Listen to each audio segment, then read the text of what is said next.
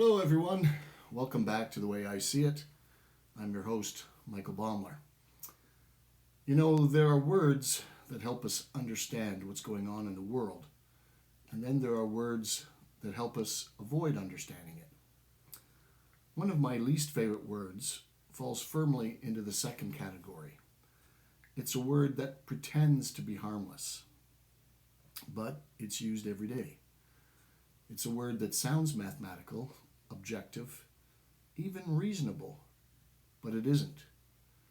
It's a word that people throw around like it actually means something, when most of the time it means absolutely nothing. And that word is average. Average is fascinating because it gives people confidence they haven't earned. Someone will say, well, the average person is blah, blah, blah. And I say, oh, really? Which person? Where did you find them? And did they consent to being turned into your intellectual shield? Because that's what average really is. It's a costume. It's a lab coat that people put on their opinions so they don't have to defend them. Nowhere is the word average more obvious and, well, more damaging than in my very own business of real estate. Real estate is where average does its most dishonest work. Really. We've all heard it when the headlines scream, the average price of a home in the GTA is X. And then everyone nods. All kinds of agents start to post it on their social media sites. Markets react, buyers panic, sellers get delusional. But let's slow this down, because this is where average becomes a riddle, pretending to be a fact. Now, let me explain before you start beating me up here. The number doesn't describe the market. It describes how lazy the conversation has become. What homes are we talking about? A detached house? A semi-detached house? A townhouse? A row house? Because apparently, according to the magic of averages, a 4,000 square foot detached house is the same as a 2,000 square foot detached house. Because they're average, they're detached houses. Same category, same bucket, same math. But one has 5 bedrooms and a triple car garage and a basement that you could hold a friggin' conference in. And the other house, well, it has barely enough room to have one friend come over for dinner. But hey, don't worry. They've been averaged. This is like averaging, well, the price of an e-bike against a Harley Davidson CVO Road Glide. And then the headlines would read, the average motorcycle costs $100,000. Good luck out there. That's not insight. That's noise. And the press, or the media, whatever we call it here, they keep doing it because average sounds authoritative. It sounds clean. And it sounds, oh, so simple. But real estate, well, folks, real estate isn't simple. It's location, lot size, square footage, condition, age, upgrades, timing, psychology, context, just to mention a few. And if you strip all that away, compress it into one number, and call it average, well, you haven't informed anyone. You've just created headlines, anxiety, and goddamn confusion.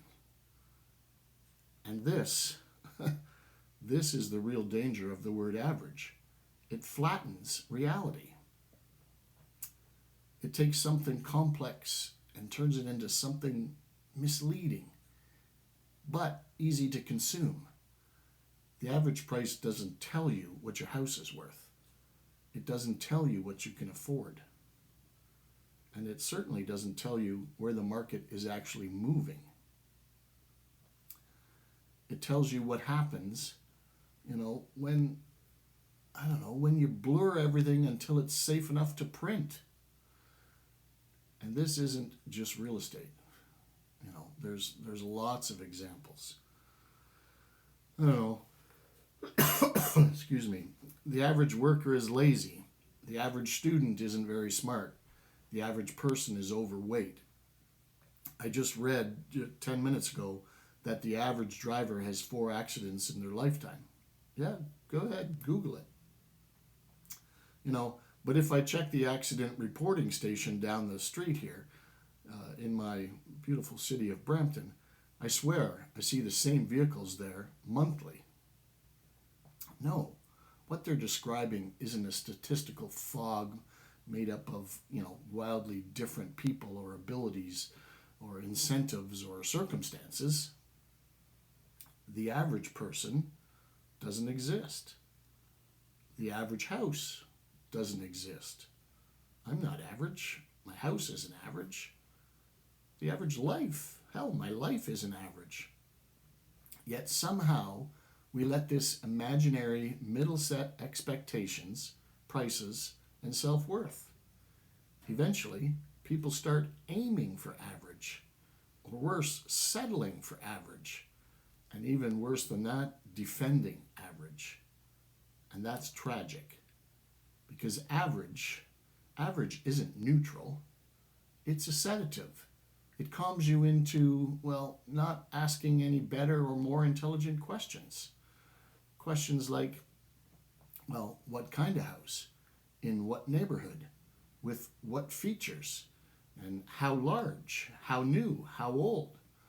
Those questions require effort. Average lets you skip all that extra work.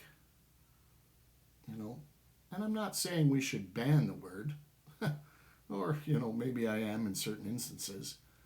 But if you're going to use it, earn it. Use it with context. Use it with ranges. Use it with honesty. Or at the very least, with a disclaimer. Understand that it's a starting point, not a conclusion. A statistic, not a truth. A rough sketch, but not a map. The way I see it, the moment someone leans on average without explaining what's underneath it, I'm afraid they're not simplifying reality. They're avoiding it. And honestly, that's not average. That's lazy. Average is where curiosity goes to die. So question it, push past it, and demand better. I'm Michael Baumler. I'm out.